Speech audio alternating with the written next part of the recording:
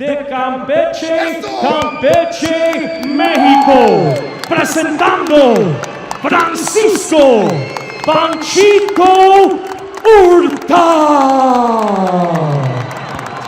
Tonight, in his fourth world title defense, here is the reigning and defending WBO Junior Featherweight Champion of the World de San Juan, Citlaltepec, Mexico, Emanuel El Vaquero Navarrete.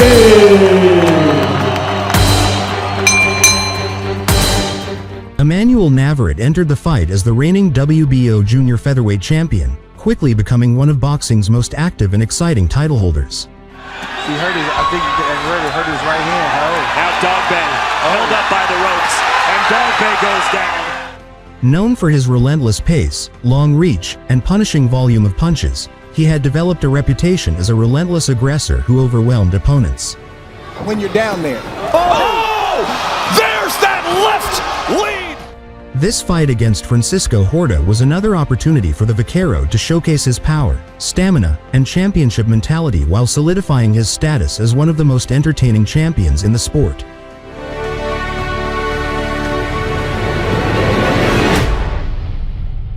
In 2019, he won the title exactly 364 days ago, December 8th of 2018. You hear the cheers of Vaquero, Vaquero.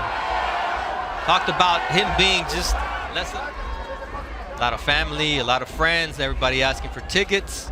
Yeah. To me, you know, he adjusted well in LA, you know, in his first title defense, and then occasionally he'll test you.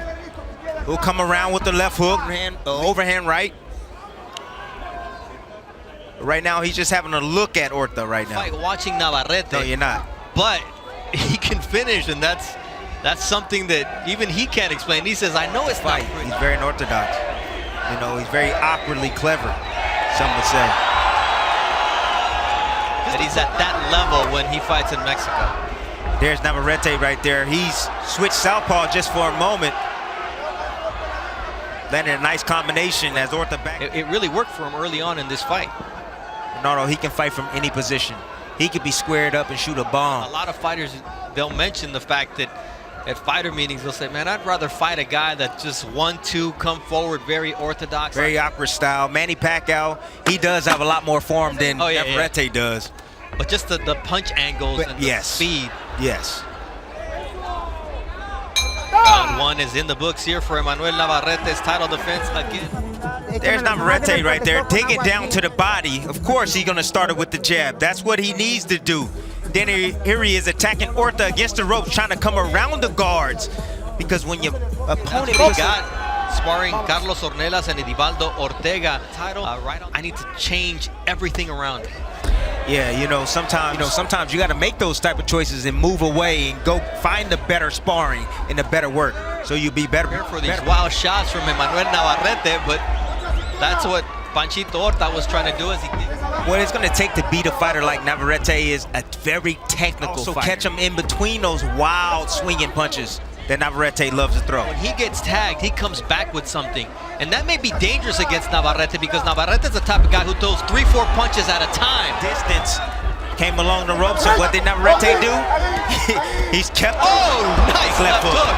Look at those shots. And you see the distance. You know who he reminds me of, Navarrete? He reminds me of Margarito. Okay. He's a smaller version of Margarito. But here you see just Navarrete.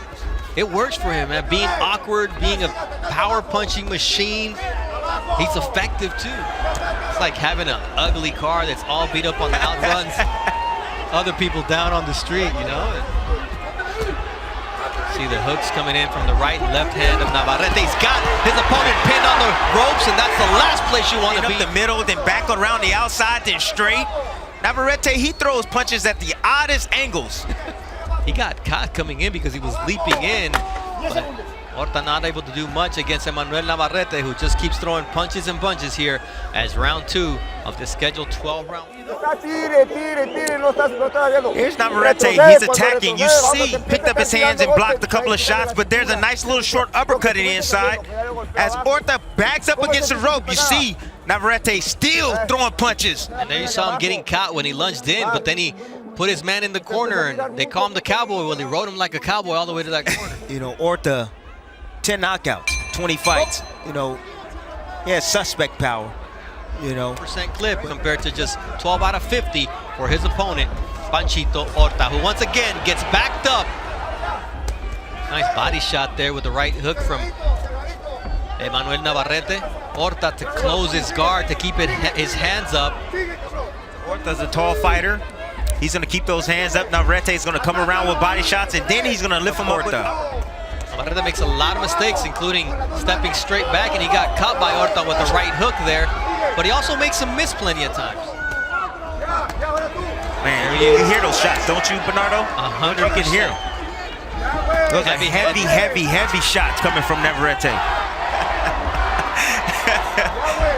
You hear the Vaquero chants from his hometown fans. He's doing a good job with his limitations. Backing up, taking 3 steps back from that body shot that Navarrete just landed. Even budge him. Derail Navarrete from coming forward. No. Oh, nice right hand there.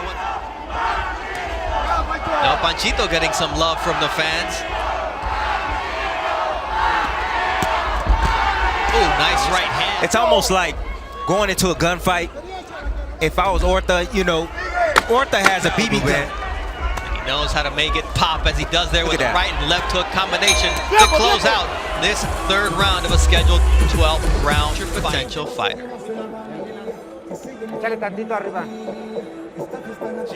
Horta, as he leans forward, trying to get inside to work him to the body.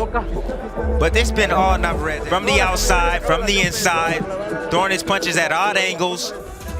They're at altitude today, and that's why Emanuel Navarrete, he trained at the Centro Ceremonial Otomí, where he's used to fighting at altitude. That's where he grew up. But he hasn't fought there the last 4 times, and then his opponent is thrown in terms of power punches. That just goes to show you as we have a head. Come on, get back to the fight. Good jab, and that establishes a flurry of punches from Emanuel Navarrete.